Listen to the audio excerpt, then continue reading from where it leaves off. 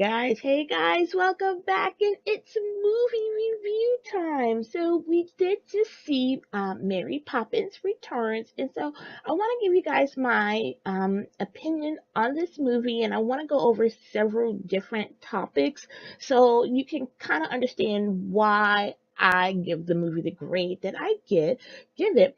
So are you ready? Let's do this. All right, now we're going to start with general casting, and our first actress that we have is Emily Blunt, and she is playing Mary Poppins. And as my daughter pointed out to me, she also played Twilight Sparkle in the My Little Pony movie, and so it was kind of hard for my daughter to wrap her head around how the villain from one movie could play, in essence, the hero in another movie. But with that being said, I think Emily Blunt did a very respectable job as Mary Poppins. Her voice was very decent.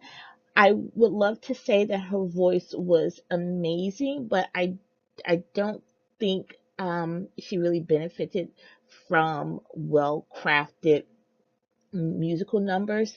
And I'll talk about the music in a different section. But in terms of her acting, it was it was decent, but I did not feel like she really embraced the role. It felt like she was acting as opposed to actually living out that role. And that was kind of a disappointment. There were a lot of things that she did in terms of mannerisms that they were trying to bring in to kind of bring a nod to the original movie, but it did not feel convincing. Now, Lin Manuel Miranda, who plays Jack in the movie, I thought he was miscast. I would not have put him in this movie. He did not benefit well from how they styled him. I did not believe his character. I didn't believe his character visually. He did not fit into the movie. He was a lamplighter, and when you look at the movie, all the other lamplighters have this very gritty, grungy feel to it. And I mean, he looks like he's just been rolling in baby powder, he just looked too clean, if you will, to really play the part. And so I did not find his character believable in that regard. And then also, his accent was horrible. That fake British accent, um, it was like nails on a chalkboard to me. And I remember thinking throughout the movie, like, I know this man can act and I know this man can sing, but the accent that they have him trying to do was so cringy. It made watching the movie very difficult. And then in the parts where he had to sing, and he has to sing with this fake accent, it it is, to me, was the worst part of the movie. His acting, his character was the worst part of the movie. Now, in terms of the other actors, you have the people that play the grown up Banks children, and to be quite honest, I felt like they were unremarkable. Like, you could have taken them out of the movie and you would not have missed them. There was nothing of depth to their acting. And then you move to a character like Cousin Topsy, who's played by Meryl Streep, and she did, even though she was on the screen for just a short amount of time, she did an amazing job. And and then you have Colin Firth, who plays the bad guy. Was I convinced? A part of me kind of wished that they went into more depth with his character. Um, I wasn't fully convinced. Like, I wish in the acting and in a writing for this particular movie that they pushed it further, just push the bounds of everything, because everything felt just decent enough. Everything felt just tame enough. And that's kind of the theme of the whole movie. It was just enough, but there was nothing really remarkable from this wonderful cast that they had pulled together. In terms of costuming, I have to say, part of me is kind of torn. There's some costuming that I actually really enjoyed when the Mary Poppins and the children and Jack were on the painted bowl. I love the paintbrush quality to their particular costumes. Um, when you look at certain special scenes, I enjoy the playfulness and the use of color in the costume, but their everyday kind of life, and I understand, the time frame of things that were going on throughout the movie, but some of it was kind of lackluster. And so even though I know that was to be expected given, the era that this movie takes place in, I wanted more. Like the costuming left me wanting more. Now, I will say the bright spots in the costuming were the outfits on the painted bowl, on the Royal Doulton Bowl. They were, wonderfully crafted. I enjoyed Cousin Topsy's kind of bohemian outfit. And then in one of the musical numbers, where the title is not a book, that would be my favorite costume in the movie is Mary Poppins outfit throughout that musical number. So even though there were several bright spots with the costuming, I still kind of felt as a whole it left me feeling very lackluster. Now, in terms of the music, I'm actually going to start with the choreography because the choreography, the in the picture that you see here, this particular song, the a title is not a book. That was actually one of my favorite musical numbers in the movie. I enjoyed the choreography. I enjoyed the special effects in one particular scene. Lin-Manuel has to climb a bookcase, and so I love trying to figure out how they actually had him climbing the bookcase within the scene. So I did enjoy this particular musical number. And there was another musical number where I enjoyed the choreography, and that is the Lamplighters dance scene. That was really enjoyable as well. But when you take away the choreography from these two particular scenes, the musical numbers left you feeling very wanting. And you're going to see this theme, throughout this review. I want more. Every single thing was tame. Every musical number was so tame and timid, and it just was like, please give me something, you know. Daddy song in my household. Daddy song, the chim chim chiree.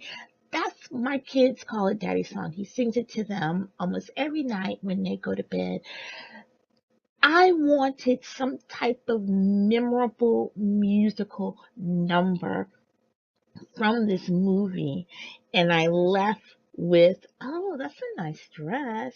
And I kind of like the special effects, but I couldn't remember the whole song, a title is not a book.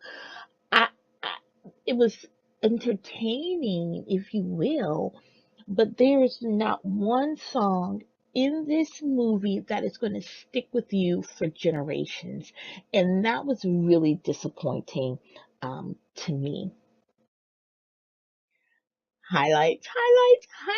The highlight of this movie by far would be the special guest appearances. Angela Lansbury, Dick Van Dyke, and Meryl Streep. To me, you have these amazing veteran actors who just stole the scenes that they were in. And it's very unfortunate that they were not in more of the movie.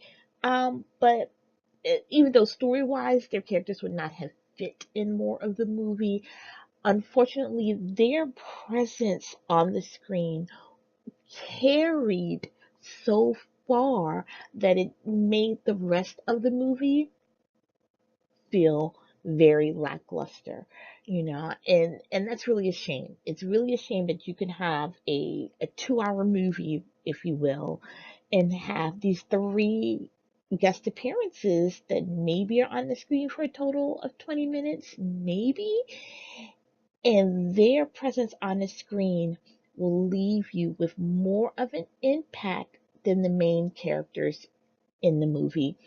And to me, that just signifies that this movie was not well crafted. So the highlight is, yes, you have these amazing veteran actors who have special guest appearances, but the low light is that they completely overshadowed everybody else in their scenes.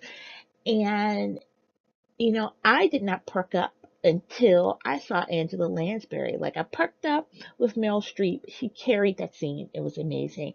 And then you get to the movie and you have Angela Lansbury, and quite honestly, she could sing the ABCs to me and I will pay and listen to her do it. And then you have the rest of the cast. And the rest of the cast was just such a letdown. And unfortunately, that is the theme for this movie. Guys, I just have to tell you, this movie, although my children, for what it will, they did enjoy it. When I asked my daughter, what was her favorite parts of the movie, and I just kind of questioned her about the different elements of the movie um, that she enjoyed or didn't enjoy, and her response was, "Mommy, I don't know. Mommy, I don't remember." And to be quite honest, that is the gist of this movie. It is so forgettable. It is so unremarkable, underwhelming. Take a pick of whatever term you want to use. They did not go far enough with the musical numbers and the choreography. The costuming, I'll give the costuming a solid B. Okay, the musical numbers and choreography could have been pushed further. The singing could have been pushed further. The acting, for all that is 2019, please, if you're going to, first and foremost, if you're going to tackle such an iconic film with iconic roles, you better get somebody that can live, eat, breathe, sleep these roles. And they did not do that. And that's very disappointing. I want more. I left wanting more. And then if you're going to cast somebody in a role for a character that is outside of their racial, ethnic, cultural background, and they have to fake an accent, for lack of better words, you better make sure they fake it dang good. And they did not. And unfortunately, Lin-Manuel Miranda, for as talented as this young man is, and I know he's talented, his role was so cringy. It, it was just, him and the son. I can't think of the son's name, but the eldest son, the father in the movie, the two of them, their acting was so cringy. It just makes you want to scratch your eyes out. But don't do that, okay? And so the acting just was not really there. But then you have these beautiful little highlights. The young children that were in the movie did a great job. The veteran actors that made their guest appearance really saved the movie, because without them, then I would have been truly mad that I had spent my money. And we spent probably $140, $120, somewhere around that, to see this movie, for the tickets and for, we went to a dine-in theater, so for lunch and the tickets and 2 hours of my time, and this is what you give me? So, I wanted more. You're going to be left wanting more, and that's really a shame. It's just a shame. So that's what I have to say, guys. Take it for what you will. If you go see the movie, Let me know how you enjoyed it, how your children enjoyed it, how you enjoyed it. And guys, I wish we had a more positive video to start the new year, but it is what it is. And I'm going to give y'all some real talk. All right. Like, comment, and subscribe. Welcome to 2019, and we'll see you in the new year.